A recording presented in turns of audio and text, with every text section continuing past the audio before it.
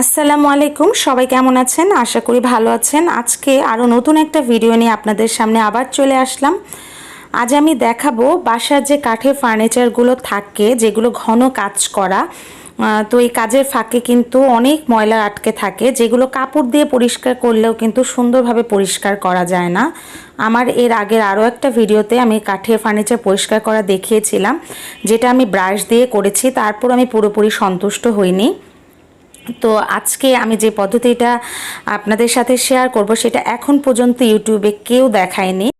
দীর্ঘদিন আপনাদের ফার্নিচারটা উজ্জ্বল থাকবে এবং একদম প্রাকৃতিকভাবে কিভাবে সুন্দর রাখা যায়, আমি সেই পদ্ধতিটাই আপনাদের সাথে শেয়ার করব। তো এই যে ফার্নিচার পরিষ্কার করার পরের ছবিটা, তো চলুন মূল ভিডিওতে চলে যাই। এখানে আমি নিয়ে নিয়েছি চা পাতা। এখন থেকে চা পাতা কেউ ফেলে দিবেন না। আমরা চা খাওয়ার পর যে চা পাতাগুলো জমে থাকে, সেই চা পাতাগুলো আমি ভালোভাবে পানি দিয়ে ধুয়ে ফ্যানের বাতাসে শুকিয়ে নিয়েছি। এটা কিন্তু রোদে শুকানো যাবে না। আর নিয়ে নিয়েছি নারকেল তেল। প্রথমে আমি এখানে নিয়ে নিলাম একটা সুতির পাতলা কাপড়। অবশ্যই সুতির পাতলা কাপড় নিতে হবে। তারপর সেই চা পাতাটুকু পুরোটা দিয়ে এবার 4-5টা মুড়িয়ে আমি একটা পুটলির মতো তৈরি করে নেব, যাতে করে আমার পরিষ্কার করতে সুবিধা হয়। এবং অন্য একটা বাটিতে আমি তেল নিয়ে নিয়েছি, নারকেল তেল। আমি এখানে নারকেল তেল ব্যবহার করেছি, আপনারা চাইলে অলিভ অয়েলও ব্যবহার করতে পারেন। তো এখানে আমি দেখাচ্ছি প্রথমে এই যে আমার কাঠের খাটটা, এটা মেহগনি কাঠের খাট। আর এটার যে ফোম পরিষ্কার করা, সেটা আমি আমার আগের ভিডিওতে শেয়ার করেছি, চাইলে কেউ দেখে নিতে পারেন। তো সবার প্রথমেই কিন্তু আমি খাটটা শুকনো কাপড় দিয়ে যে উপরে যে ময়লাটা পড়ে থাকে সেটা পরিষ্কার করে নিচ্ছি, যেন পলিশ করতে গেলে ময়লাটা আটকে না থাকে। তারপর ভালোভাবে যে কাপড়টা আমি চা পাতা মুড়িয়ে নিয়েছি, তেলটা ভালোভাবে চেপে নিচ্ছি। এবার দেখুন এই যে এরকম পুটলি একটা করে তারপর আমি ফার্নিচারের উপর দিয়ে দিচ্ছি। এবং এটা যেহেতু আমি চা পাতা ব্যবহার করেছি, যার জন্য কিন্তু আপনার ফার্নিচারে কোনোই ক্ষতি হবে না। আর এখানে আমি নারকেল তেল ব্যবহার করেছি। আপনারা নারকেল তেল না থাকলেও কিন্তু অলিভ অয়েল ব্যবহার করতে পারবেন, তবে সেটা অবশ্যই এক্সট্রা ভার্জিন অলিভ অয়েল হতে হবে। আর নারকেল তেলটা তো সবার বাসায় থাকে। তো এরকম করে আমি প্রথমে মুছে নিচ্ছি। দেখেন, যতই মুছি না কেন ফাঁকে যে ময়লাগুলো, সেগুলো কিন্তু ঠিকই আটকে আছে। তো এবার দেখাচ্ছি যে কতটা ময়লা উঠেছে। আমি এবার শুকনো কাপড় দিয়ে মুছে নিচ্ছি। আপনারা দেখলেই বুঝতে পারবেন যে কতটা ময়লা বের হয়েছে, দেখেন। তো এবার আমি এই যে কাজের ফাঁকের যে ময়লা, সেগুলো পরিষ্কার করা দেখাবো। তো দেখুন, এখানে আমি একটা রং পেন্সিল নিয়ে নিয়েছি। আপনারা চাইলে কলম বা পেন্সিল যেটা ইচ্ছা সেটা নিতে পারেন।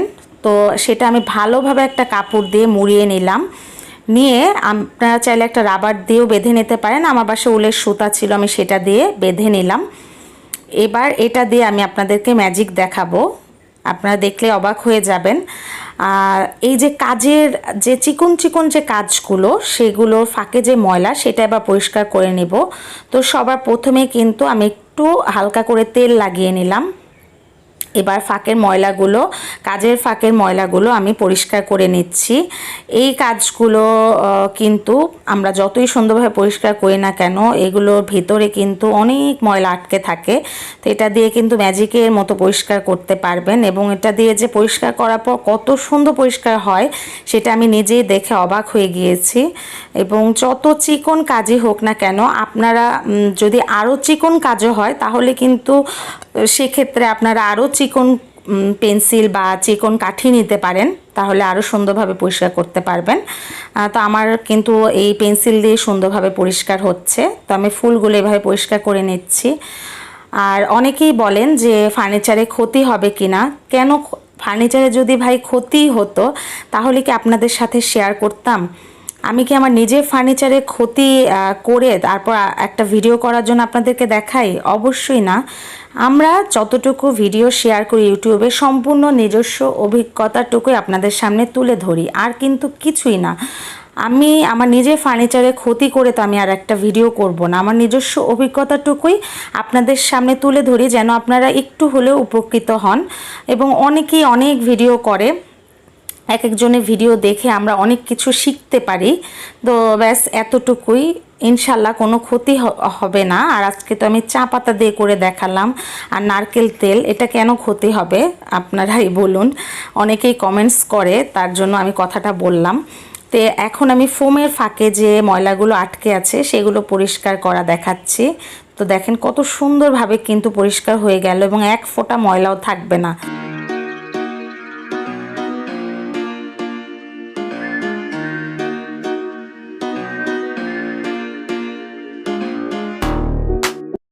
এই পদ্ধতিতেই কিন্তু আপনারা বাসার যে ঘন কাজ করা ফার্নিচারগুলো, খাট হোক, সেটা শোকেস হোক বা চেয়ারের কাজ হোক, সেটা কিন্তু খুব সহজেই এভাবে পরিষ্কার করে নিতে পারবেন।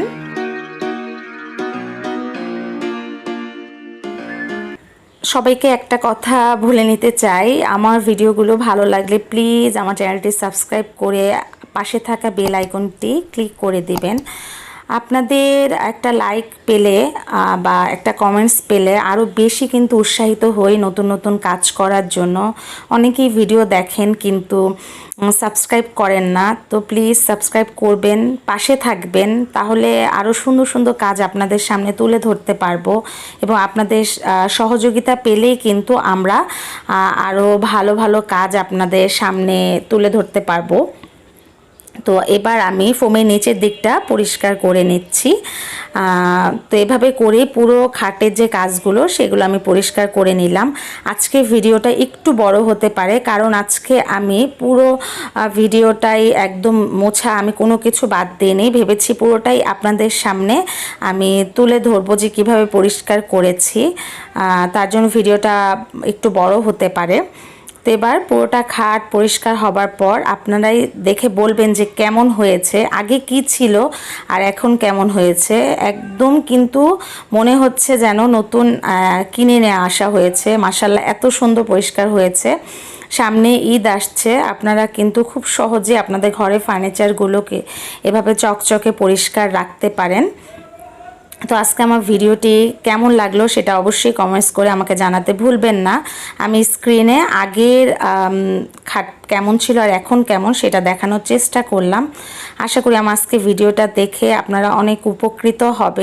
আমরা বাসায় যারা গৃহিণীরা আছি, আপুরা বা আন্টিরা যারাই আছি, তারা খুব সহজেই কিন্তু আমরা এভাবে ফার্নিচারগুলো ঘরে বসে চকচকে পরিষ্কার রাখতে পারি। তো আমার আজকে ভিডিওটা ভালো লেগে থাকলে আপনাদের ফ্রেন্ডস অ্যান্ড ফ্যামিলির সাথে শেয়ার করে দিতে পারেন। তো আজকের মতো আমি এখানেই বিদায় নিচ্ছি। আপনারা সবাই অনেক ভালো থাকবেন, আমাদের জন্য দোয়া করবেন। আল্লাহ হাফেজ।